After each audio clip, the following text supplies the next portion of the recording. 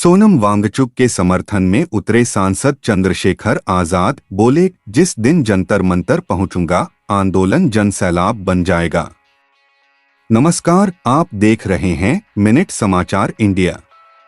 मैं हूं आपका होस्ट। आज बात करेंगे उस बयान की जिसने सोनम वांगचुक के आंदोलन को लेकर देश भर में नई चर्चा शुरू कर दी है। आखिर चंद्रशेखर आजाद ने ऐसा क्या कहा?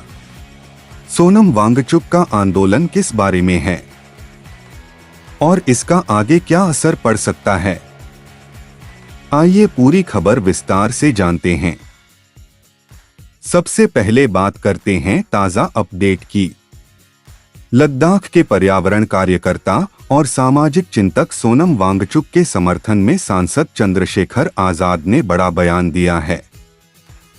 उन्होंने कहा कि जिस दिन वे जंतर मंतर पर वांगचुक के साथ धरने पर बैठेंगे, उस दिन यह आंदोलन सामान्य प्रदर्शन नहीं रहेगा, बल्कि एक बड़े जन आंदोलन का रूप ले लेगा। उनके इस बयान के बाद राजनीतिक और सामाजिक हलकों में नई चर्चा शुरू हो गई है। अब जानते हैं कि आखिर सोनम वांगचुक का आंदोलन किस बारे में है। सोनम वांगचुक पिछले कई दिनों से नई दिल्ली के जंतर मंतर पर अनिश्चितकालीन भूख हड़ताल पर बैठे हैं। उनका कहना है कि वे लद्दाख से जुड़े संवैधानिक और प्रशासनिक मुद्दों को लेकर अपनी आवाज उठा रहे हैं। उनका उद्देश्य इन मुद्दों पर सरकार का ध्यान आकर्षित करना और बातचीत के माध्यम से समाधान निकालना है। इसी दौरान उन्होंने 20 जुलाई को जंतर मंतर से संसद तक शांतिपूर्ण मार्च निकालने का भी ऐलान किया है। उन्होंने देश भर के लोगों से अपील की है कि यदि वे इस आंदोलन में शामिल हों तो पूरी तरह शांतिपूर्ण और कानून के दायरे में रहकर भाग लें। अब बात करते हैं उनकी सेहत की। लंबे समय से जारी भूख हड़ताल के कारण सोनम वांगचुक की तबीयत को लेकर चिंता बढ़ गई है। सामने आई रिपोर्टों के अनुसार उनकी शारीरिक स्थिति कमजोर हुई है। इसके बावजूद उन्होंने कहा है कि वे अपनी मांगों को लेकर आंदोलन जारी रखेंगे। अब सवाल उठता है कि चंद्रशेखर आजाद के समर्थन का क्या असर पड़ सकता है। राजनीतिक विश्लेषकों का मानना है कि किसी सांसद या बड़े जनप्रतिनिधि के समर्थन से किसी आंदोलन को राष्ट्रीय स्तर पर अधिक चर्चा मिल सकती है। यदि अन्य राजनीतिक दलों या सामाजिक संगठनों का भी समर्थन मिलता है तो इस मुद्दे पर सरकार और जनता का ध्यान और अधिक केंद्रित हो सकता है।